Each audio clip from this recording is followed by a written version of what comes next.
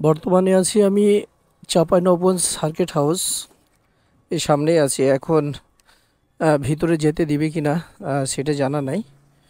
কাউকে দেখতে পাচ্ছি না। পরিবেশটা অনেক সুন্দর, সব গাছ, আম গাছ, আর কাউকে তো দেখতে পাই না।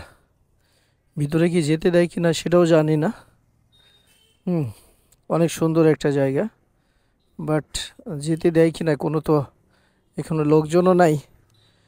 এবং এক জেলা থেকে আরেক জেলার পরিবেশ, কারণ সার্কিট হাউসটা একটা জিনিস দেখেন কি, প্রত্যেকটা আমে আমে সাজানো বাগান আছে, কিন্তু এখন যেতে দেয় কি না এটা জানি না। হ্যাঁ, আমি ওই যে আমার জানমান বাইকটা সব এখানে রেখে আসছি, কিন্তু এটা আমার জানা নাই।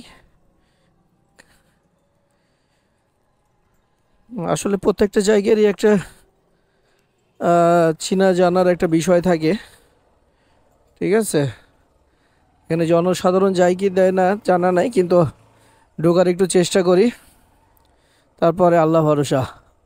চাঁপাইনবাবগঞ্জ সার্কিট হাউস, কিন্তু কাউকে তো দেখতে পায় না। হুম, চাঁপাইনবাবগঞ্জ সার্কিট হাউস, কিন্তু কাউকে দেখতে পায় না।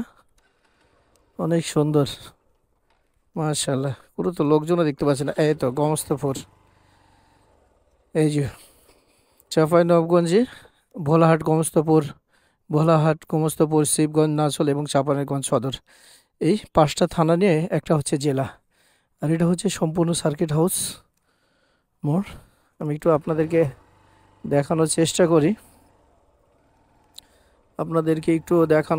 করি, জানা নাই তারপরে কি বলে না বলে। কোনো ভাইয়েরা কেউ দেখতে পায় না। হ্যাঁ, কোনো ভাইজানেরা কেউ দেখাতে পারছে না। তাহলে বুঝতে পারছেন চাঁপাইনবাবগঞ্জ জেলাতে হচ্ছে 5টা থানা, সদর থানা নিয়ে 5টা থানা উপজেলা।